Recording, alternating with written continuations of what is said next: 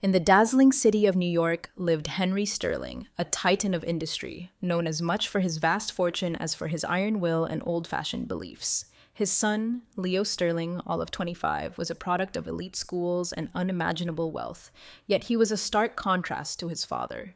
While Henry worshipped success and status, Leo possessed a tender heart and a rebellious spirit. Art, music, and the untold stories of the city's forgotten souls captivated him. He was loved by many, but his empathy was a puzzle to Henry, who envisioned Leo following in his corporate footsteps, securing the Sterling dynasty's place at the pinnacle of New York society. Despite their differences, Leo always sought his father's approval, yet Henry's pressure intensified when he decided it was time for Leo to marry. For Henry, a strategic marriage to a woman from a powerful family was the next logical move to solidify the Sterling legacy. Leo, however, believed in love, not arranged alliances, a concept his father dismissed as childish fantasy. The friction between father and son grew daily, until a chance encounter changed everything.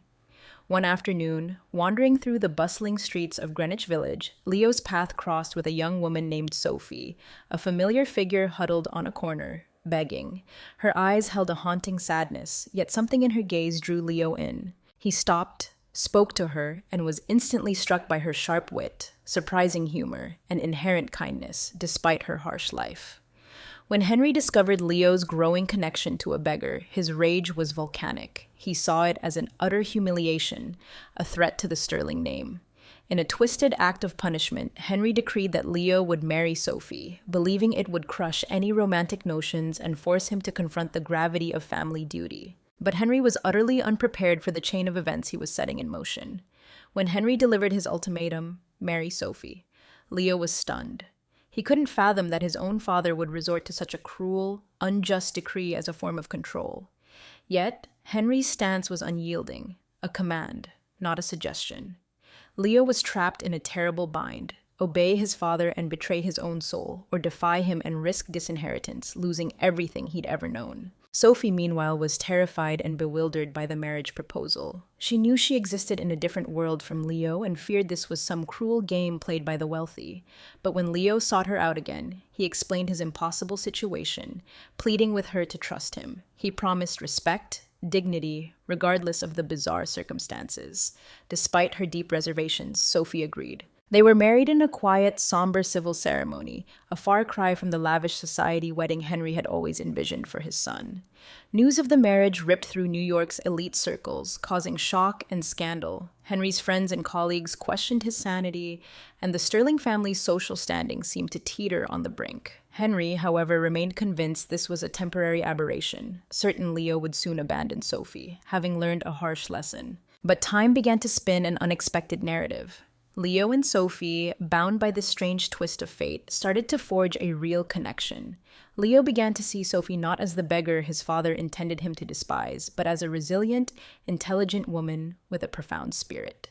They spent hours together, talking, laughing, and Leo discovered Sophie's hidden talent. She was a gifted painter. Despite living on the streets, she had never relinquished her passion for art. Leo became her champion, introducing her to gallery owners, showcasing her work to his artist friends. Sophie's raw, emotionally charged paintings started to attract attention, whispers at first, then growing buzz among art critics. She was becoming a sensation in the New York art scene. What began as a forced, loveless union blossomed into a vibrant, creative, and emotional partnership, surprising everyone, most of all themselves. During this whirlwind, Sophie met Clara, a young, ambitious gallery owner who became her staunchest advocate. Clara saw Sophie's raw talent immediately and tirelessly promoted her work. She also became a confidant, a true friend, helping Sophie navigate this bewildering new world.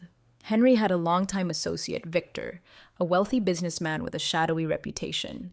Victor, a cynic, initially scoffed at Leo's marriage to a beggar. But seeing Sophie's meteoric rise and Leo's transformation, he began to question his own materialistic beliefs, wondering if there was more to life than just wealth and power. Henry, witnessing Sophie's unexpected success and the undeniable bond between her and Leo, felt a confusing mix of pride and resentment. He never anticipated his punishment would backfire, creating something beautiful and real. It forced him to confront his own rigid values, his own life choices. As time deepened their connection, Leo and Sophie's relationship grew into something profound: trust, affection, and a deep, unexpected love. Sophie became a celebrated figure in New York's art world. But as always, life had another twist waiting. At a prestigious New York art gala showcasing Sophie's work alongside established masters, Henry made a surprise appearance. He had avoided Leo and Sophie for months, unwilling to admit, even to himself, that he was starting to admire Sophie's strength and talent. But that night, something compelled him to witness her triumph firsthand, to see her, perhaps for the first time, without the suffocating weight of his own prejudice.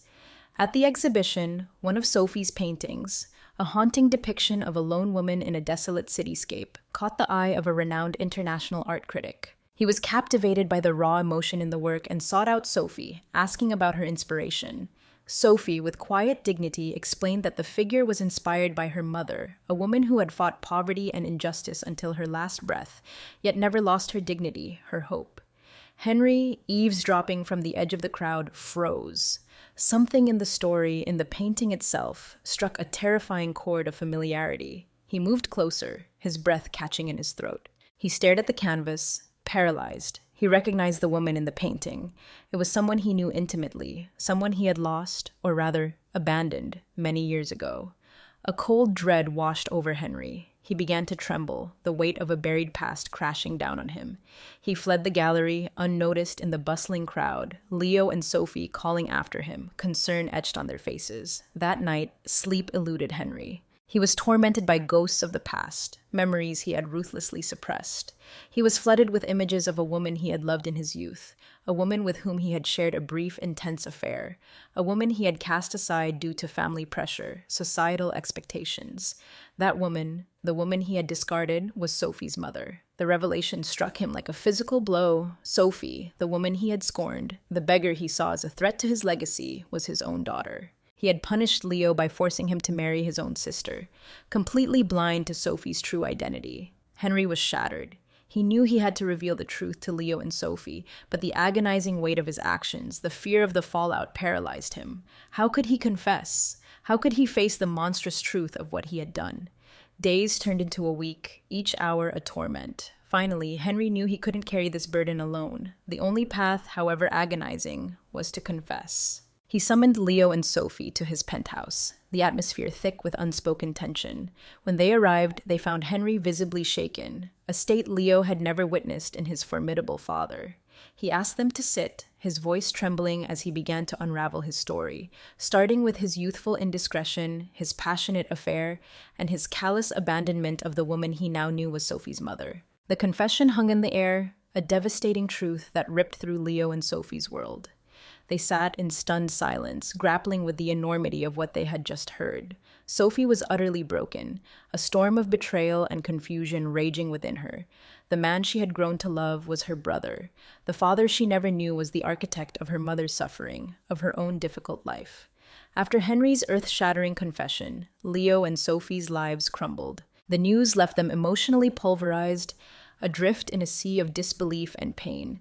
Leo, who had always placed his father on a pedestal, now confronted an insurmountable moral and emotional chasm. How could he reconcile the love he felt for Sophie with the horrifying truth? His wife was his sister, his father, the source of so much pain.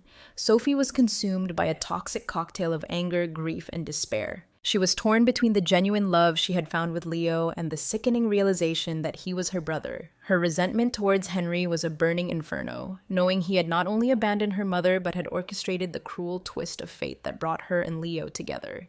They needed space, time to process the impossible. Leo retreated to the family's secluded estate in the Hamptons, seeking solace in isolation. Sophie found refuge with Clara, her friend's apartment becoming a sanctuary from the storm. In the Hamptons, Leo was a ghost, cut off from the world. Days bled into nights as he wrestled with his shattered reality. Could he ever return to New York, knowing their secret would inevitably surface? Yet, amidst the wreckage, fragments of joy flickered. Memories of laughter with Sophie, the unexpected light she had brought into his life. Despite the agonizing truth, the love he felt for her remained, a complex, undeniable force. In the city, Sophie poured her anguish onto canvas. Her paintings became raw, visceral expressions of pain and resilience, each brushstroke a scream, a whisper, a tear. Clara was her rock, offering unwavering support, reminding Sophie of her strength, her talent, her own agency. Gradually, Sophie found a fragile sense of resolve. The past was a poisoned well, but she could choose her future. Henry's monstrous mistake wouldn't define her. She wouldn't let the darkness consume the light she and Leo had created. After weeks of agonizing separation, Leo and Sophie agreed to meet. The air between them was thick with unspoken grief, with the weight of their shattered world. They met in Central Park, seeking a semblance of peace amidst the city's relentless energy. They spoke for hours, words tumbling out, raw and honest. Sophie spoke first, her voice quiet but firm. She was moving forward, regardless of the wreckage around them. Painting was her lifeline, her path to healing. Leo confessed his torment, his enduring love for her, a love now twisted and forbidden. He couldn't imagine a life without her, but marriage was impossible. He proposed a different path, a partnership, a deep, abiding love that transcended conventional boundaries, a life intertwined in art and shared dreams. They decided to become life partners, art partners, their bond unbreakable, forged in tragedy, yet fueled by a love that defied definition. But the shadow of Henry loomed. They both knew he was drowning in guilt and regret. They decided to confront him together, not for vengeance, but for closure, for a chance at healing, for a semblance of family. Hand in hand, Leo and Sophie returned to New York, steeling themselves to face Henry, to confront the wreckage of their past. The tension was suffocating as they approached the penthouse, the silence between them reflecting the gravity of the moment, yet also their shared resolve. They were met by a broken man. Henry had aged years and weeks, the weight of his guilt etched into every line of his face. He knew this confrontation was inevitable, the most agonizing moment of his life, but also necessary. Inside the opulent living room, where countless family milestones had been celebrated, the atmosphere was leaden. No one could speak.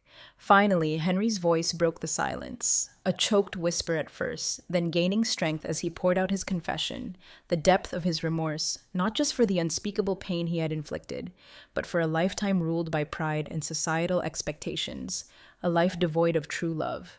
He admitted with raw honesty that he had always known his path was wrong, but fear of losing status, of losing face, had blinded him. Leo, his voice laced with bitterness, demanded to know why.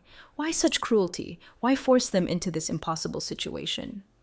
Henry, tears streaming down his face, explained that the forced marriage was initially a punishment, a twisted attempt at control. He never envisioned them falling in love, never intended such profound, devastating consequences. His calculated manipulation had become a cruel, ironic twist of fate. Sophie, who had been silent, listening, absorbing, finally stood. Her voice, though trembling, resonated with unexpected strength. She told Henry, with a quiet grace that stunned them both, that she forgave him. Holding on to hatred would only consume her, destroy her. She chose to move forward, to break free from the chains of the past. Leo, witnessing Sophie's extraordinary capacity for forgiveness, was deeply moved. He looked at his father, a broken, weeping man, and after a long, heavy pause, echoed Sophie's words. He too would forgive. But trust, true reconciliation, would take time, a long, arduous journey.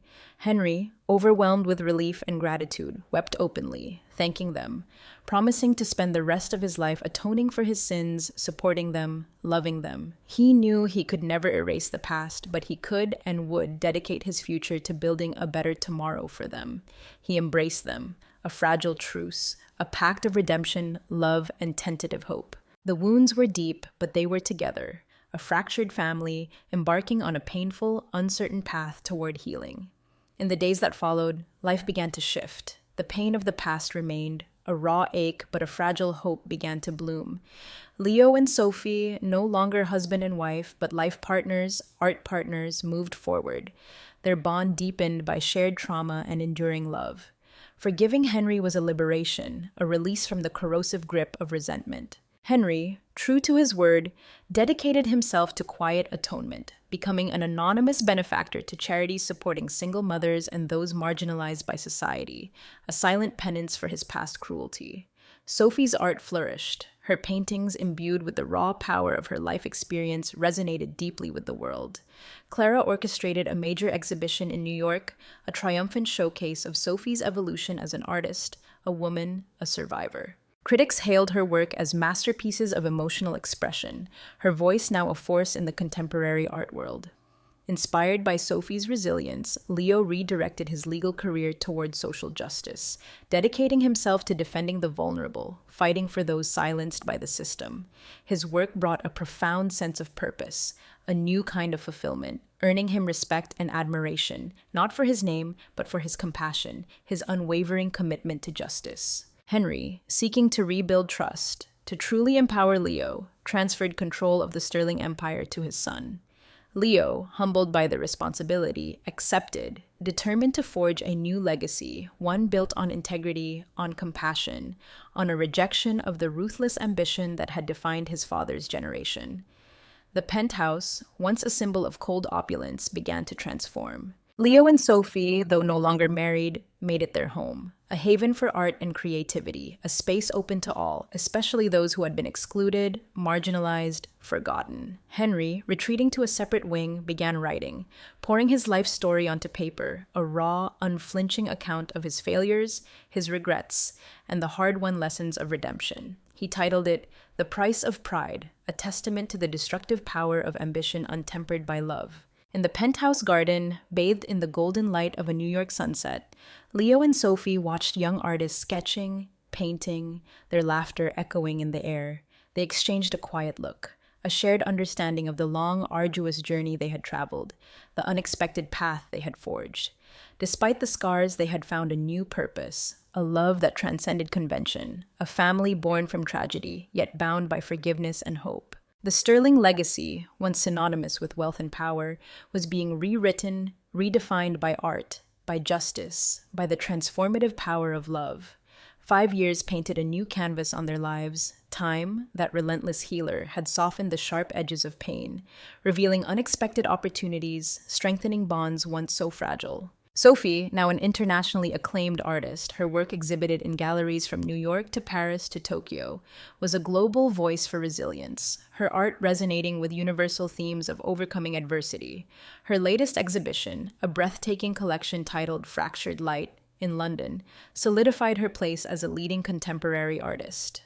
Leo's nonprofit legal aid organization flourished, providing vital services to underserved communities across New York City. His tireless work earned him numerous accolades, but his true reward was the tangible difference he made in countless lives. Sterling Penthouse, now managed by Leo, became a beacon of philanthropy, a testament to transformation and altruism. Henry, in his twilight years, found a measure of peace. The Price of Pride became an unexpected bestseller, its raw honesty striking a chord with readers grappling with the complexities of ambition and love. He donated all proceeds to Sophie and Leo's foundations, a final act of atonement, a quiet legacy of redemption. The Sterling family saga became a whispered legend in New York, a powerful reminder that even in the darkest corners of human experience, love, forgiveness, and resilience can ignite transformation. Henry's name, once synonymous with ruthless power, became associated with generosity, with a hard-won desire to do good. Leo and Sophie, forever bound by an extraordinary love, a love forged in fire, became partners in life, in art, in justice, their shared mission to leave the world a little brighter, a little kinder than they found it. Their love story, born from the ashes of tragedy, became a testament to the enduring power of the human spirit, a whispered promise that even after the deepest darkness, light and love can prevail.